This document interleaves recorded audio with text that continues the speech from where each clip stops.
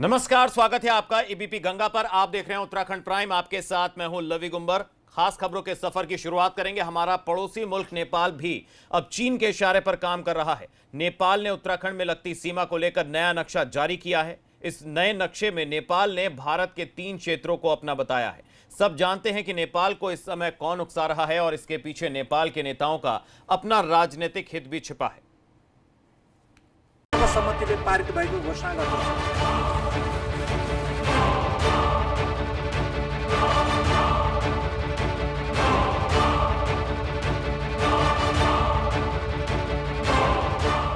पहले army chief ने नेपाल को भरोसा दिया कि उससे हमारा कोई विवाद नहीं है। We have geographical linkages, historical linkages, cultural linkages, religious linkages. We have a very strong people-to-people connect. फिर रक्षा मंत्री राजनाथ सिंह ने भरोसा दिलाया कि अगर नेपाल को कोई गलतफहमी है तो वो भी दूर कर दी जाएगी। 80 किलोमीटर की यह सड़क बनी है, भारतीय क्षेत्र में बनी है, लेकिन हमारे पड़ोसी देश नेपाल में इस सड़क को लेकर कुछ गलतफहमियां पैदा हुई हैं। मगर नेपाल को भारत पर भरोसा नहीं है। जो देश नेपाल को अपना मानता है, जिस देश के साथ उसके सदियों पुराने रिश्ते हैं, जिस देश में नेपाल के लोगों को दिल से लगाकर रखा जाता है, उस देश के हुक्मरान आज भारत को आंख दिखा रहे हैं। नेपाल के उच्च सदन ने सर्वसम्मति से एक राष्ट्रीय मानचित्र संशोधन विधेयक को मंजूरी दी है। इस नक्शे में नेपाल ने भारत के 3 क्षेत्रों को अपना बताया है।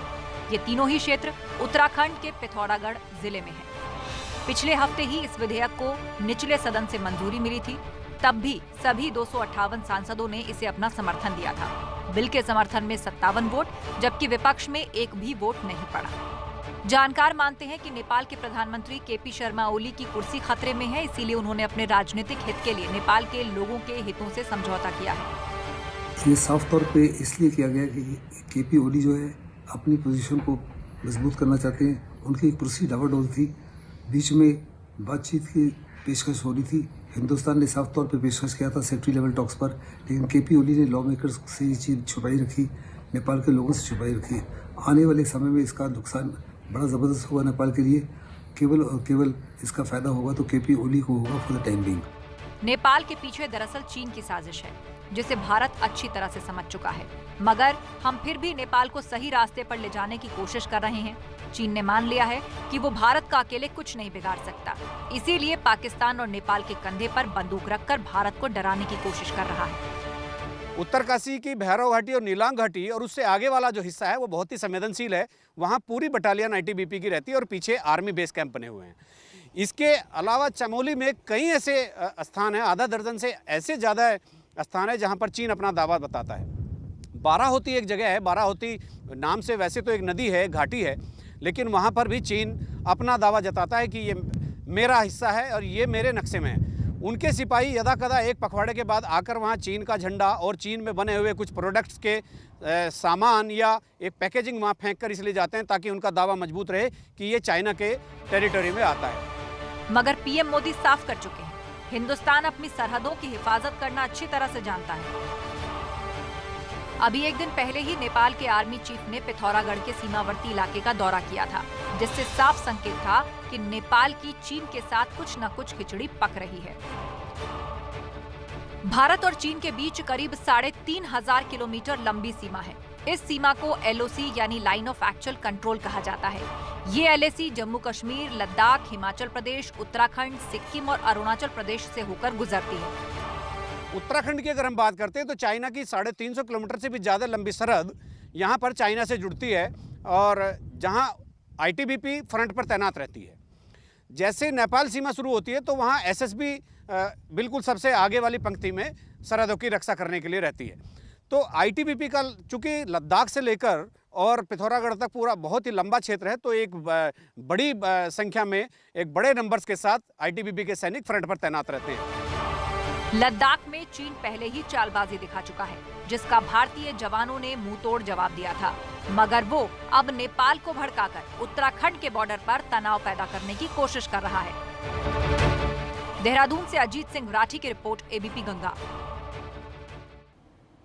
तो उत्तराखंड से लगती नेपाल सीमा पर चौकसी बढ़ा दी गई है। वैसे तो चीन 100 बार सोचकर उत्तराखंड से लगती सीमा में कोई हरकत करेगा, मगर चीन का कोई भरोसा नहीं है। वो दगाबाजी के लिए मशहूर है। इसीलिए उत्तराखंड से लगती सीमा पर जवान चौकन्नी निगाहों से डटे हुए हैं।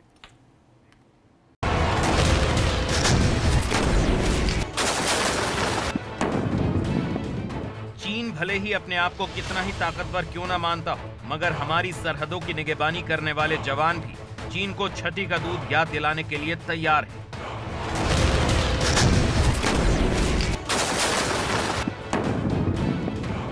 चीन ने भारत की पीठ में अक्सर छुरा घोंपने का काम किया है, इसीलिए अब वो नेपाल को भड़का रहा है। चाइना पिछले काफ़ी सालों से भारत की घेराबंदी में जुटा है और पाकिस्तान में वो इकोनॉमिक कॉरिडोर उसी का एक हिस्सा है और उसने अवस्थापना पर वहाँ लाखों अरबों रुपए खर्च करके एक अपना बेस तैयार कर लिया है ताकि उसकी आर्मी का मूवमेंट वहाँ बना रहे।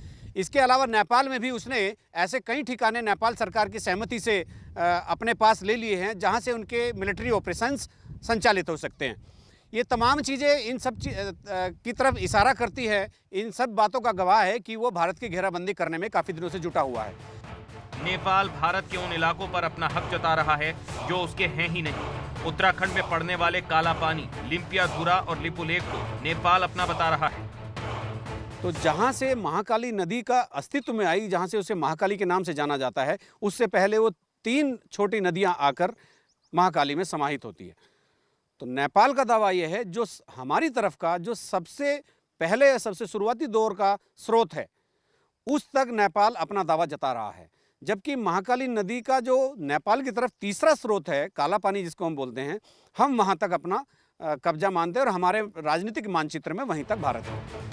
मगर भारत का कहना है कि नेपाल 1816 में हुई सुगौली संधि को तोड़ रहा है। सुगौली संधि में यह तय हुआ था कि काली नदी के एक तरफ नेपाल और दूसरी तरफ भारत है। सर्वे जो ब्रिटिशर्स ने किया था वो लिम्पियाधुरा वाला जो स्ट्रीम था वो उसको काली नदी का उद्गम माना गया, लेकिन 1857 में फिर 1879 में ये दोबारा इसका रीअलाइनमेंट हुआ और फाइनली पंखा गाड़ जो बिल्कुल काला पानी के नीचे है वो काली नदी वो माना गया, काली नदी का उद्गम, और काला पानी बाहर हो गया और काला पानी इंडिया में आ गया। तब से और 79 में जो तय हुआ, रीअलाइनमेंट तय हुआ, इसको नेपाल ने भी स्वीकार किया था।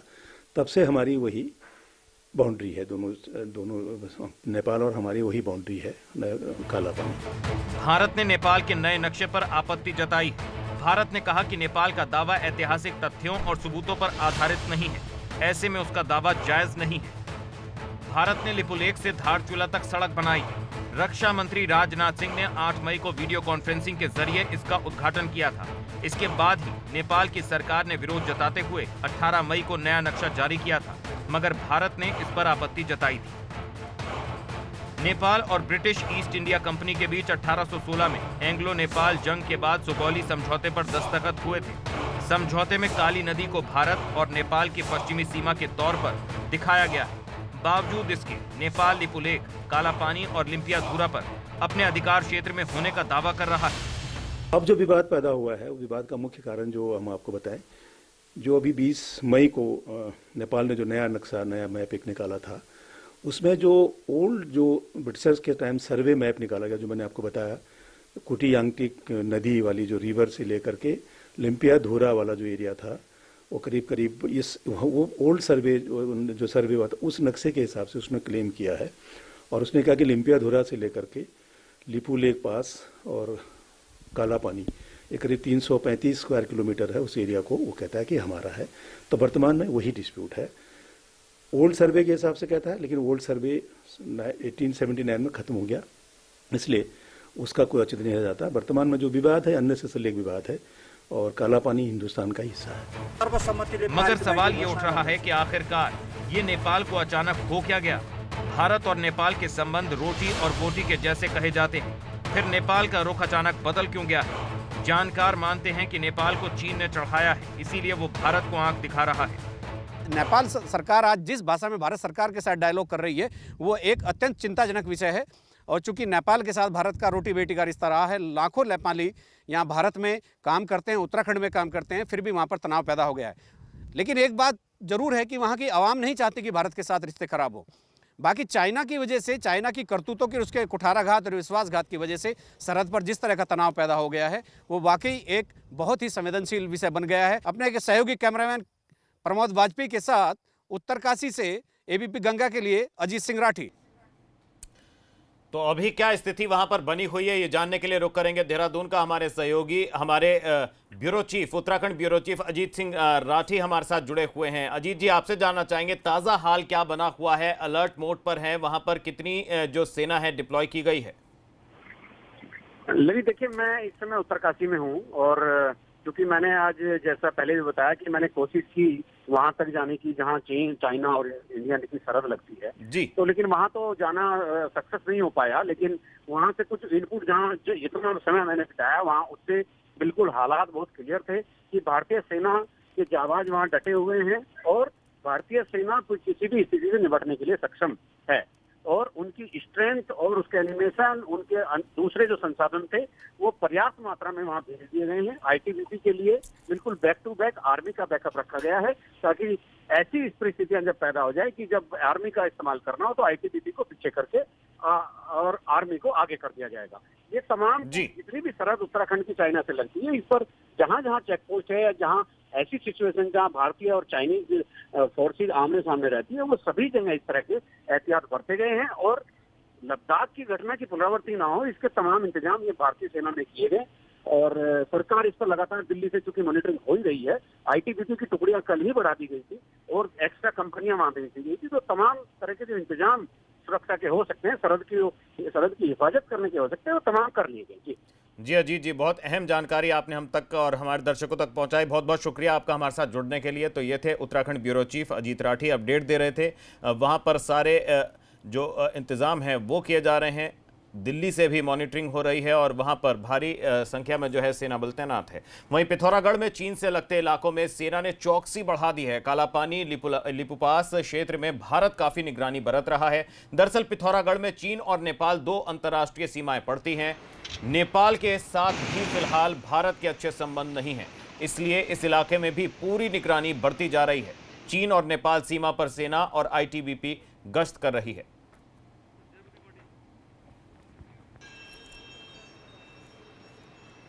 पिथौरागढ़ में जो है दो अंतर्राष्ट्रीय सीमा हमारे जनपद से लगी हुई है। इसमें नेपाल ईस्ट पूरी तरफ जो है नेपाल की सीमा है और उत्तरी दिशा में चाइना का सीमा लगा हुआ है और समस्त स्थानों पर जो है संबंधित जो हमारा सुरक्षा दल है इसमें आर्मी की तैनाती सुचारू ढंग से गश्त चल रही है। इसके अलावा नेपाल सीमा पर हमारा एसएसबी के माध्यम से तैनाती पूर्ण रखा गया है और वर्तमान में किसी भी तरीके से कोई भी अप्रिय घटना की सूचना कहीं से भी प्राप्त नहीं हो रहा है और सौहार्दपूर्ण तरीके से गश्त का कार्रवाई भी किया जा रहा है। उधर उत्तरकाशी जिले की सीमा से सटी नीलांग घाटी में भी आईटीबीपी और आर्मी तैनात है। यह इलाका चीन के घुसपैठ के लिहाज से काफी संवेदनशील है, इसीलिए आईटीबीपी और सेना के जवानों की संख्या बढ़ा दी गई है। इस इलाके पर काफी चौकसी बरती जा रही है। भारत चीन की मंशा अच्छी तरह से समझता है। यही वजह है कि उत्तरकाशी के पास चिलियानी सड़ और हवाई पट्टी का निर्माण किया गया और 10 जून को वायुसेना ने वहां पर अपने मालवाहक विमान के टेक ऑफ और लैंडिंग का अभ्यास किया था। चिन्याली सौड़ से चीन सीमा की हवाई दूरी करीब 126 किलोमीटर है।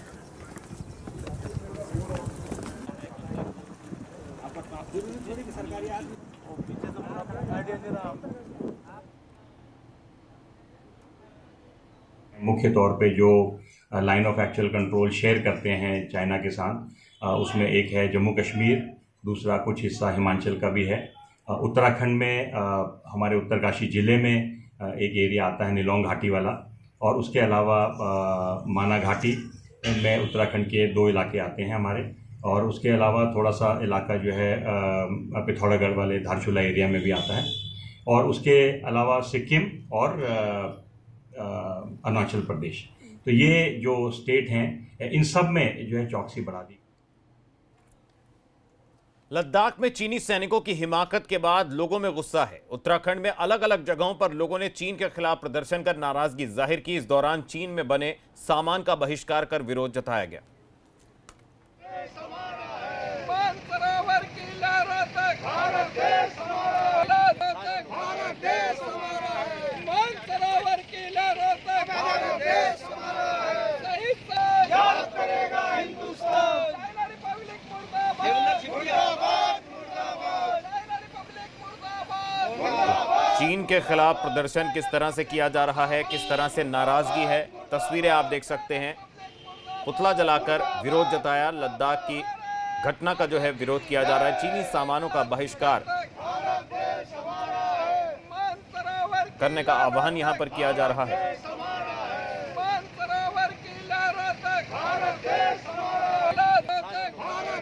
तो कमोबेश पूरे देश से इस तरह की तस्वीरें आ रही हैं। फिलहाल ये तस्वीर आप देख रहे हैं किस तरह से पहाड़ों पर भी चीन के खिलाफ विरोध प्रदर्शन हो रहा है। चंपावत और मसूरी, दो अलग अलग तस्वीरें आप देख सकते हैं किस तरह से भारी नाराजगी है चाइना के खिलाफ और किस तरह से चीनी सामान का बहिष्कार किया जा रहा है, पुतला जलाया जा रहा है।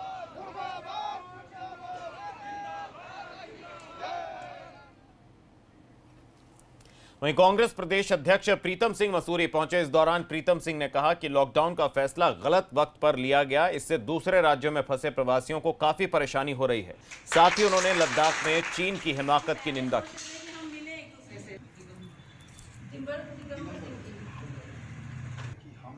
अनावश्यक रूप से बॉर्डर पर और भारत के बॉर्डर पर जो स्थिति है उस परिप्रेक्ष्य में भी राहुल गांधी जी ने लगातार केंद्र सरकार को आगाह करने का काम भी किया और ये भी कहा कि सरकार राष्ट्र को अवगत कराए कि बॉर्डर की स्थिति क्या है, क्या चीन हमारे बॉर्डर में आया है या नहीं आया। कोई स्पष्ट जवाब केंद्र की सरकार द्वारा नहीं दिया जाता।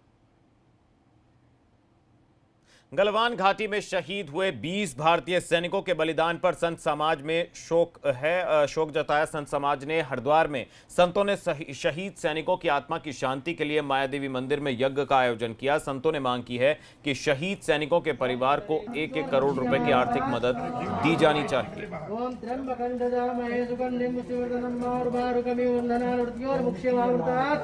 अनेक प्रकार का पूजन कराया गया और उनको मतलब जो है एक श्रद्धांजलि अब उनके नाम पे मौन रखा गया। उसके बाद जो है उनके आश्रित जो लोग थे, जो बच्चे हैं, पत्नी हैं, जो लोग भी उनसे जड़े हुए हैं, उनको गुजारा के लिए भारत सरकार से और राज्य सरकारों से मांग किया गया कि 1 करोड़ रुपया उनको केंद्र सरकार दे और राज्य सरकार दे।